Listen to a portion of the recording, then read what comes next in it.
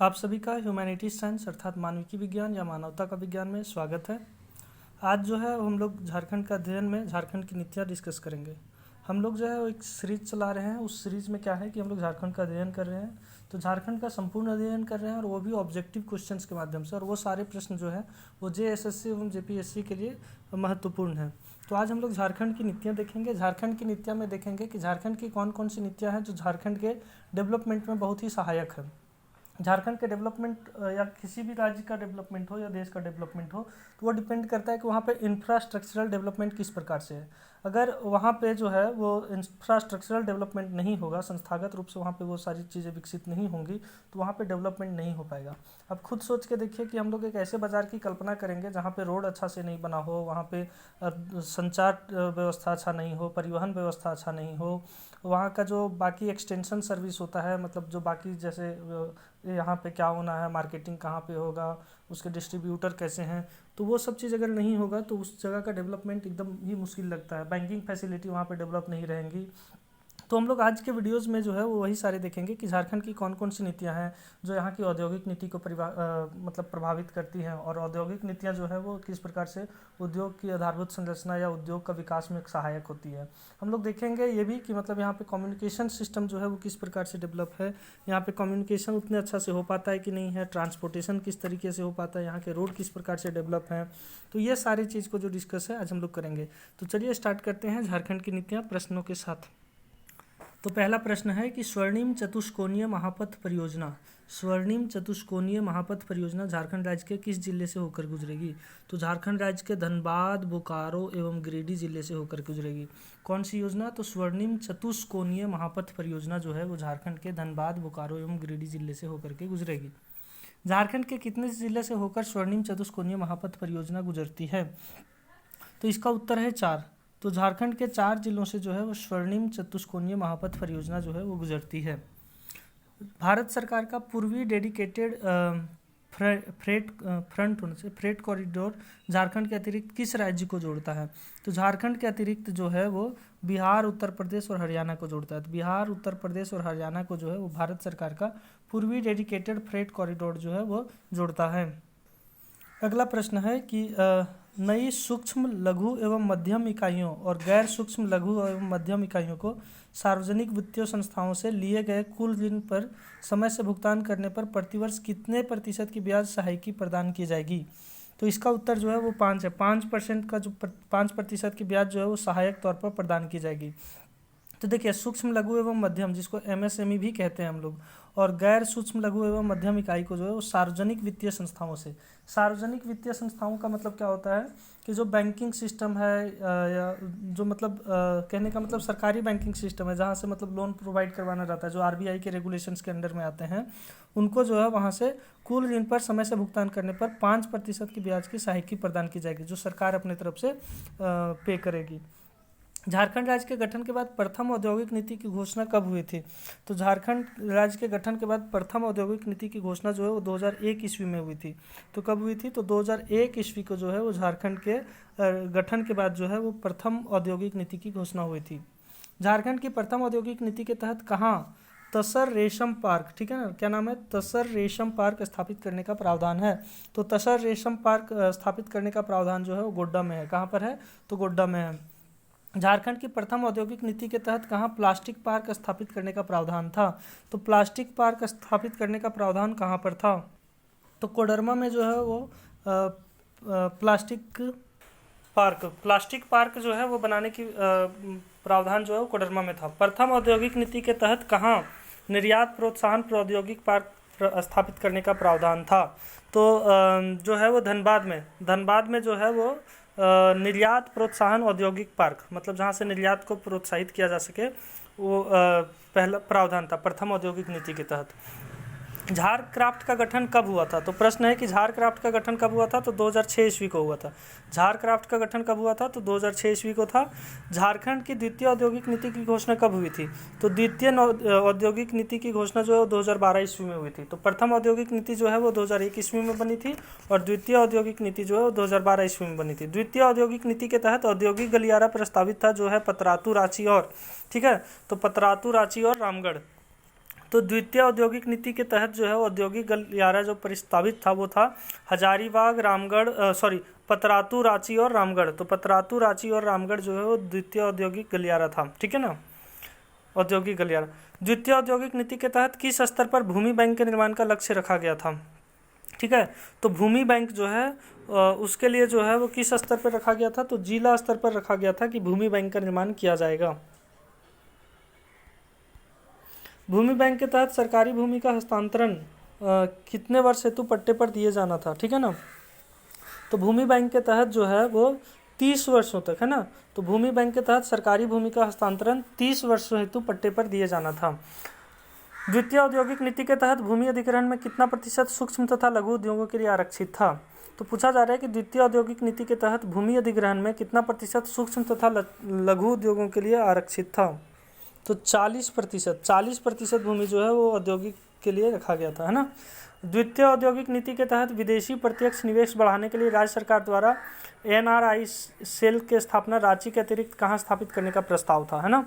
तो NRI cell की स्थापना रांची के अलावा जो है वो नई दिल्ली में स्थापित करने का प्रस्ताव था। तो द्वितीय औद्योगिक नीति के तहत जो है विदेशी प्रत्यक्ष निवेश बढ़ाने के लिए, जो फॉरेन डायरेक्ट इन्वेस्टमेंट कहते हैं, उसको बढ़ाने के लिए तो रांची के अलावा जो है वो नई दिल्ली में भी स्थापित करने का एनआरआई सेल स्थापित करने का प्रावधान था। झारखंड सरकार द्वारा औद्योगिक निवेश एवं प्रोत्साहन नीति कब घोषित की गई थी। तो झारखंड सरकार द्वारा औद्योगिक निवेश एवं प्रोत्साहन नीति जो है वो 2016 में घोषित की गई थी। अगला प्रश्न है झारखंड औद्योगिक पार्क पॉलिसी की घोषणा कब हुई थी। तो झारखंड औद्योगिक पार्क पॉलिसी की जो घोषणा है वो 2015 को हुई थी। तो 2015 को जो है वो झारखंड औद्योगिक पार्क पॉलिसी की घोषणा हुई थी। एकल खिड़की व्यवस्था, तो मतलब जो एकल खिड़की व्यवस्था है वो मुख्यमंत्री की अध्यक्षता में गठित शासकीय व्यवस्था के अंतर्गत कार्य करेगी। तो किसकी अध्यक्षता में, तो मुख्यमंत्री की अध्यक्षता में जो है वो गठित शासकीय व्यवस्था के अंतर्गत कार्य करेगी। एकल खिड़की व्यवस्था किसकी अध्यक्षता में, तो मुख्यमंत्री की अध्यक्षता में जो है वो गठित शासकीय व्यवस्था के अंतर्गत कार्य करेगी। अगला प्रश्न है कि make in Jharkhand, make in India के तर्ज पर, जैसे भारत सरकार का जो है मेक इन इंडिया के तर्ज पर झारखंड सरकार ने किस कार्यक्रम को लागू किया, है ना। तो ये जो है हो जाएगा मेक इन झारखंड। तो वो मेक इन इंडिया के ही तर्ज पे जो है वो मेक इन झारखंड का भी जो है वो उस कार्यक्रम का लागू किया गया। झारखंड निवेश केंद्र की स्थापना कहाँ हुई है, ठीक है ना। तो झारखंड निवेश केंद्र की स्थापना जो है वो नई दिल्ली में हुई है। कहाँ हुई है, तो नई दिल्ली में उसका स्थापना हुई है। झारखंड में कितने औद्योगिक क्षेत्रीय विकास प्राधिकरण हैं, तो इसका उत्तर हो जाएगा 4। झारखंड में कितने औद्योगिक क्षेत्रीय विकास प्राधिकरण है, तो 4 औद्योगिक क्षेत्रीय विकास प्राधिकरण है ना। निम्न में से कहाँ क्षेत्रीय औद्योगिक विकास प्राधिकरण नहीं है, तो हम लोगों को बताना है कहाँ नहीं है। तो देखिए आदित्यपुर में है, आदित्यपुर का नाम सुने होंगे आप लोगों ने, दुमका में भी है और बोकारो में भी है, लेकिन रामगढ़ जो है वो उसमें नहीं है। तो इसका उत्तर हो जाएगा रामगढ़। औद्योगिक विकास प्राधिकरण ने किस जिले में देवीपुर औद्योगिक संपदा का निर्माण किया है। तो देवीपुर औद्योगिक संपदा का निर्माण जो है वो देवघर में किया है। कहाँ किया है, तो देवघर में। तो औद्योगिक विकास प्राधिकरण जो है वो देवघर जिले में देवीपुर औद्योगिक संपदा का निर्माण किया है।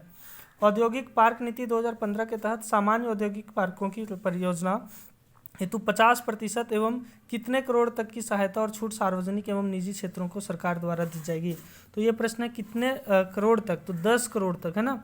तो लिखा गया है कि अगर औद्योगिक पार्क नीति 2015 के तहत जो है वो सामान्य औद्योगिक पार्कों की परियोजना, जो सामान्य औद्योगिक पार्कों है उसकी परियोजना हेतु 50% का लाभ मिल सकता है, या मतलब जैसे मान लीजिए कि कोई किसी में 25 करोड़ लग रहा है, तो 25 करोड़ जो है उसका आधा 50% अगर हम लोग निकालेंगे तो कितना हो जाएगा, 12.5 करोड़।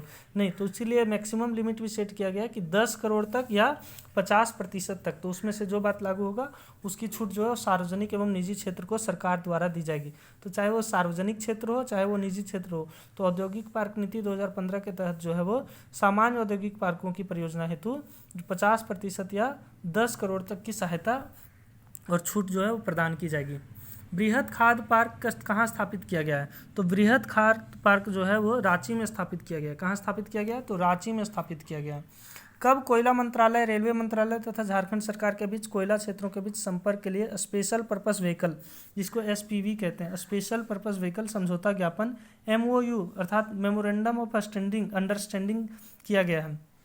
तो हम लोगों का क्वेश्चन है कि कब जो है वो कोयला मंत्रालय और रेलवे मंत्रालय तथा झारखंड सरकार, यहाँ पे 3 मंत्रालय, कोयला मंत्रालय, रेलवे मंत्रालय तथा झारखंड सरकार के बीच कोयला क्षेत्रों के बीच संपर्क के लिए, जो अलग अलग कोयला क्षेत्र हैं उनके लिए संपर्क के लिए स्पेशल पर्पस व्हीकल का समझौता जो है वो समझौता ज्ञापन जिसको मेमोरेंडम ऑफ अंडरस्टैंडिंग कहते हैं, वो साइन किया गया था 2015 ईस्वी में किया गया था।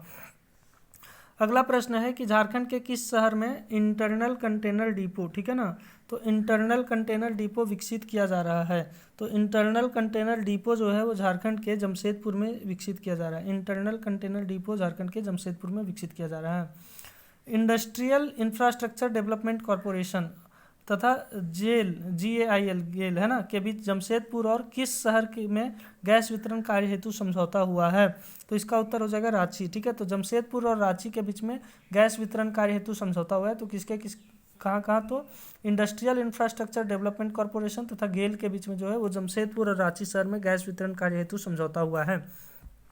किस राज्य ने भारत सरकार के साथ उदय कार्यक्रम के तहत सबसे पहले समझौता किया था? तो प्रश्न है कि किस राज्य ने भारत सरकार के साथ साथ उदय कार्यक्रम के तहत सबसे पहले समझौता किया था? तो इसका उत्तर हो जाएगा झारखंड। झारखंड जो है वो भारत सरकार के साथ उदय कार्यक्रम में सबसे पहले समझौता किया था।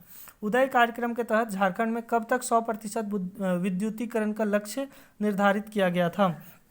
तो 100% विद्युतीकरण का लक्ष्य जो है वो 2017 तक निर्धारित किया गया था। इस उदय कार्यक्रम के तहत जो है विद्युतीकरण करना था, जहां पर इलेक्ट्रिसिटी अभी तक नहीं पहुंची थी उसमें, तो झारखंड में जो है वो 100% विद्युतीकरण का लक्ष्य जो है वो 2017 तक किया गया था। 2015 में कितना मेगावाट विद्युत उत्पादन हेतु NTPC और झारखंड सरकार के बीच समझौता ज्ञापन हुआ था? तो 2015 में जो है वो 4000 मेगावाट है ना, 4000 मेगावाट विद्युत उत्पादन हेतु NTPC और झारखंड सरकार के बीच समझौता ज्ञापन हुआ था। समझौता ज्ञापन मतलब मेमोरेंडम ऑफ अंडरस्टैंडिंग। तो NTPC और झारखंड सरकार के बीच में 4000 मेगावाट विद्युत उत्पादन का समझौता हुआ था। झारखंड सरकार द्वारा झारखंड ऊर्जा नीति की घोषणा कब हुई थी? तो झारखंड ऊर्जा नीति की घोषणा जो है वो 2012 ईस्वी में हुई थी। झारखंड सरकार द्वारा जो है वो झारखंड ऊर्जा नीति की घोषणा कब हुई थी? तो 2012 ईस्वी में हुई थी। झारखंड सौर ऊर्जा नीति का निर्माण कब हुआ था? तो झारखंड सौर ऊर्जा नीति का निर्माण जो है वो 2015 ईस्वी में हुआ था। तो झारखंड सौर ऊर्जा नीति का निर्माण कब हुआ था? तो 2015 ईस्वी में हुआ था। झारखंड राज्य जल नीति का निर्माण कब हुआ था? तो झारखंड राज्य जल नीति का निर्माण जो है वो 2016 में हुआ था। झारखंड राज्य जल नीति का निर्माण कब हुआ था? तो 2016 में हुआ था। राज्य सरकार द्वारा झारखंड दूरसंचार टावर तथा संबंध संरचनात्मक नीति कब बनाई गई थी, है ना? तो ये जो है वो 2015 में बनाई गई थी, 2015 में।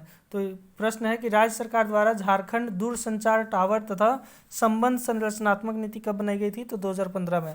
झारखंड सरकार ने कब सूक्ष्म लघु एवं मध्यम एंटरप्राइज विकास अधिनियम पारित किया गया, ठीक है ना? तो इसका उत्तर हो जाएगा 2006। 2006 में जो है वो झारखंड सरकार ने सूक्ष्म लघु एवं मध्यम एंटरप्राइज विकास अधिनियम पारित किया। झारखंड सरकार ने सूक्ष्म एवं लघु उद्योग को सुरक्षा प्रदान करने के लिए प्रोक्यूरमेंट पॉलिसी की घोषणा कब की थी? तो प्रश्न है कि झारखंड सरकार ने सूक्ष्म एवं लघु उद्योग को सुरक्षा प्रदान करने के लिए प्रोक्यूरमेंट पॉलिसी कब प्रदान की थी, मतलब कब बनाई थी, है ना? तो इसका जो उत्तर है वो हो जाएगा 2014 ईस्वी, 2014 ईस्वी में की थी। निम्न में से किस शहर में ऑटो सर्विस क्लस्टर का विकास किया गया है? तो ऑटो सर्विस क्लस्टर का जो विकास है वो धनबाद में किया गया है। कहाँ पे? धनबाद में। क्या? तो ऑटो सर्विस क्लस्टर। जनजातीय कला उत्पाद केंद्र का विकास कहाँ किया जाना है? तो जनजातीय कला उत्पाद केंद्र का विकास जो है वो खरसावां में किया जाना है। कहाँ किया जाना है? तो खरसावां में किया जाना है। अगला प्रश्न है, झारखंड सरकार हैंडलूम क्षेत्र से उत्पादित वस्तुओं को ISO कितना प्रमाणीकरण हेतु प्रयास कर रही है? तो हम लोगों को बताना है कि कितना ISO है ना? तो इसका उत्तर जो है वो 9000, ठीक है ना?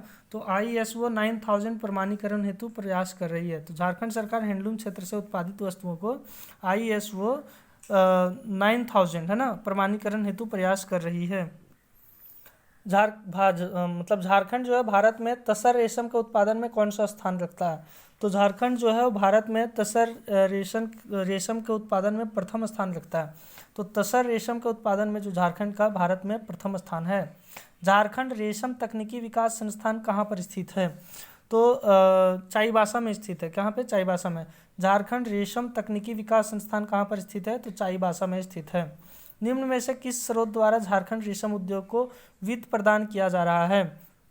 तो प्रश्न है कि निम्न में से किस स्रोतों द्वारा झारखंड रेशम उद्योग को वित्त प्रदान किया जा रहा है, मतलब पैसे मिल रहा है, लोन मिल रहा है? तो केंद्रीय रेशम बोर्ड द्वारा मिल रहा है, नाबार्ड के द्वारा भी मिल रहा है और राष्ट्रीय कृषि विकास योजना के द्वारा भी मिल रहा है। तो इसीलिए इसका उत्तर डी हो जाएगा। झारखंड में पहली बार किस शहर को एयर टैक्सी सेवा से जोड़ा गया था? तो प्रश्न है कि एयर टैक्सी सेवा से पहली बार किस शहर को जोड़ा गया था? तो ये हो जाएगा रांची से देवघर, रांची देवघर है ना। तो झारखंड में पहली बार किस शहर को एयर टैक्सी सेवा से जोड़ा गया था? तो रांची देवघर। राज्य सरकार ने निजी पर्यटन क्षेत्र के लिए कम से कम कितने एकड़ जमीन निर्धारित की है? तो 20 एकड़, कम से कम 20 एकड़। राज्य सरकार जो है वो निजी पर्यटन क्षेत्र के लिए कम से कम जो है वो 20 एकड़ जमीन निर्धारित की है। राज्य सरकार ने कब झारखंड फिल्म नीति का निर्माण किया? तो झारखंड फिल्म नीति का निर्माण जो है वो 2015 ईस्वी में किया। कब किया? तो 2015 ईस्वी में झारखंड फिल्म नीति का निर्माण किया। अगला प्रश्न है, झारखंड सरकार ने technology upgradation fund scheme, technology upgradation fund scheme TUFS की शुरुआत किस क्षेत्र को बढ़ावा देने हेतु किया है? तो इसका उत्तर हो जाएगा वस्त्र एवं परिधान। किसका क्या हो जाएगा? वस्त्र एवं परिधान। देखिए इसमें गलती होने की संभावना बहुत ज़्यादा है, क्योंकि जनरली दिमाग में ये आएगा कि टेक्नोलॉजी अपग्रेडेशन फंड स्कीम है तो सूचना प्रौद्योगिकी होना चाहिए, नहीं, जबकि इसका उत्तर होगा वस्त्र एवं परिधान। झारक्राफ्ट कपड़ा एवं वस्त्र विनिर्माण क्षेत्र को कुल योजना का कितना प्रतिशत, जो कि अधिकतम 5 करोड़ रुपये होगी, की सहायता उपलब्ध करा रहा है? तो हम लोगों को बताना है कि कितना प्रतिशत। तो 75% तक इसमें मिल सकता है, लेकिन मैक्सिमम 5 करोड़ रुपया मिलेगा। तो झारक्राफ्ट कपड़ा एवं वस्त्र विनिर्माण क्षेत्र को कुल योजना का 75%, जो कि अधिकतम 5 करोड़ रुपये होगी, उसकी सहायता उपलब्ध करा रहा है। निम्न में से किस शहर में IT पार्क एवं ITCT की स्थापना की जा रही है? तो IT पार्क और ITCT की स्थापना कहाँ पे की जा रही है, ये प्रश्न है, ठीक है। तो इसका उत्तर हो जाएगा रांची में। तो रांची में जो है वो IT पार्क एवं ITCT की स्थापना की जा रही है। निम्न में से किस शहर में सॉफ्टवेयर पार्क की स्थापना हुई है? तो हम लोगों को बताना है कि सॉफ्टवेयर पार्क की स्थापना कहाँ पे हुई है। तो देखिए धनबाद में भी हुई है, बोकारो में भी हुई है और देवघर में भी थी, इसीलिए इसका उत्तर डी हो जाएगा। चलिए आगे बढ़ते हैं। भारत सरकार ने किस शहर में इलेक्ट्रॉनिक विनिर्माण क्लस्टर को स्वीकृति दी है? तो इलेक्ट्रॉनिक विनिर्माण क्लस्टर की स्वीकृति जो है आदित्यपुर में दी है। कहाँ पे? आदित्यपुर में, है ना। टाटा मोटर्स कहाँ स्थित है? तो हम लोगों को बताना है टाटा मोटर्स कहाँ पर स्थित है। तो जमशेदपुर में। टाटा मोटर्स कहाँ स्थित है? तो जमशेदपुर में। टाटा कंपनी ही है जो जमशेदपुर में स्थित है। झारखंड सरकार द्वारा 2020 तक कितने मेगावाट सौर विद्युत ऊर्जा उत्पादन का लक्ष्य है? तो झारखंड सरकार द्वारा 2020 तक जो है वो कितने मेगावाट सौर विद्युत ऊर्जा उत्पादन का लक्ष्य था? तो 2650 मेगावाट का। कितना का? तो 2650 मेगावाट का। मटर उत्पादन में झारखंड का भारत में कौन सा स्थान है? तो मटर उत्पादन में जो है वो झारखंड का भारत में कौन सा स्थान है? तो ये जो है वो दूसरा स्थान है। मटर उत्पादन में झारखंड जो है भारत में दूसरा स्थान रखता है। राज्य सरकार ने कब Jharkhand feed processing industry policy का निर्माण किया था? तो Jharkhand feed processing industry policy का निर्माण राज्य सरकार ने कब किया था? तो इसका उत्तर हो जाएगा 2015 में किया था। हम लोग अगला प्रश्न की ओर बढ़ते हैं। तो अगला प्रश्न है कि राज्य सरकार ने औद्योगिक इकाइयों को स्टाम्प शुल्क और पंजीकरण शुल्क में कितना प्रतिशत की छूट दी है? तो इसका उत्तर हो जाएगा 100%, मतलब पूरा छूट दे दी गई है ना। तो राज्य सरकार जो है औद्योगिक इकाई को स्टाम्प शुल्क और पंजीकरण शुल्क में 100% की छूट दी है। राज्य सरकार उच्च प्राथमिकता प्राप्त औद्योगिक इकाइयों की गुणवत्ता में सुधार के लिए कुल व्यय का 50%, जो अधिकतम कितने लाख तक का होगा, इसकी सहायता देगी? तो इसका उत्तर जो है वो है 10%, ठीक है। तो राज्य सरकार जो है वो उच्च प्राथमिकता प्राप्त औद्योगिक इकाई, जिसको सबसे ज़्यादा प्राथमिकता है, मतलब हमारे जो यूज डेली लाइफ में यूज होते हैं, उसमें से जो है वो उच्च प्राथमिकता प्राप्त औद्योगिक इकाइयों की गुणवत्ता में सुधार के लिए जो है वो कुल व्यय का 50% देगी और जो अधिकतम 10 लाख तक का होगा, इसकी सहायता देगी। निम्न में से कौन सा सत्य है? तो हम लोगों को बताना है इसमें से कौन सा सत्य है। तो देखिए पहला बोलता है ISO 9000 जो है वो गुणवत्ता प्रबंधन प्रणाली है, हम लोग थोड़ा देर पहले देखे कि हाँ है। दूसरा है कि ISO 14000 जो पर्यावरण प्रबंधन प्रणाली है, हाँ। तो ये जो ISO 14000 जो है वो पर्यावरण प्रबंधन प्रणाली होता है, और ISO 18000 जो है वो व्यावसायिक स्वास्थ्य और सुरक्षा मानकों की प्रबंधन प्रणाली है। तो ये भी बात सही है। देखिए ISO जो होता है वही वो टैग होता है, जैसे हम लोग फूड वगैरह को भी देखते हैं या बाकी चीज़ को देखते हैं तो ISI मार्का होता है, उसी तरह ISO होता है। तो वो अलग अलग जो है वो प्रमाणीकरण व्यवस्था होता है। तो अगर हम लोग देखेंगे तो ISO 9000 जो होता है वो क्वालिटी मैनेजमेंट के लिए होता है। तो ISO 9000 जो गुणवत्ता प्रबंधन प्रणालीकरण के लिए, ISO 14000 जो है वो पर्यावरण प्रबंधन प्रणाली के लिए होता है, और ISO 18000 जो है व्यावसायिक स्वास्थ्य और सुरक्षा मानकों की प्रबंधन प्रणाली के लिए होता है। अगला प्रश्न है, राज्य सरकार पेटेंट पंजीकरण के लिए किए गए व्यय का कितना प्रतिशत भुगतान करेगी? जो प्रति पेटेंट अधिकतम ₹10 लाख होगा, है ना। तो इसका उत्तर जो है वो सी हो जाएगा, 50% का भुगतान करेगी। राज्य सरकार जो है वो पेटेंट पंजीकरण के लिए किए गए व्यय का 50% भुगतान करेगी, और जो अधिकतम 10 लाख रुपये तक होगी। औद्योगिक गलियारों के निर्माण के लिए भारत सरकार द्वारा कितने प्रतिशत का अनुदान राज्यों को दिया जाता है? तो औद्योगिक गलियारों के निर्माण के लिए जो है वो भारत सरकार द्वारा 15% का अनुदान राज्यों को दिया जाता है। 15% का अनुदान जो है वो राज्यों को दिया जाता है। राज्य सरकार ने बृहद सूचना प्रौद्योगिकी इकाई को कितने वर्ष तक बिजली शुल्क से मुफ्त रखा है ना। तो इसका उत्तर जो है हो जाएगा 5। तो 5 वर्षों तक जो है राज्य सरकार ने बृहद सूचना प्रौद्योगिकी इकाई को बिजली शुल्क से मुक्त रखा है। तो बृहद सूचना प्रौद्योगिकी इकाई जो होते हैं, जो बड़े बड़े सूचना प्रौद्योगिकी इकाई होते हैं, उनको 5 वर्ष तक बिजली शुल्क से मुक्त रखा गया है। तो आज हम लोग जो है वो झारखंड की प्रमुख नीतियों को डिस्कस कर चुके हैं, जो मुख्य रूप से औद्योगिक नीतियाँ थी। अगले क्लास में जो है वो हम लोग विस्थापन एवं पुनर्वास नीतियों को डिस्कस करेंगे, और उसके बाद जो है झारखंड के औद्योगिक पार्क को डिस्कस करेंगे। आप सभी का ह्यूमैनिटीज साइंस अर्थात मानविकी विज्ञान या मानवता का विज्ञान के साथ जुड़े रहने के लिए बहुत धन्यवाद।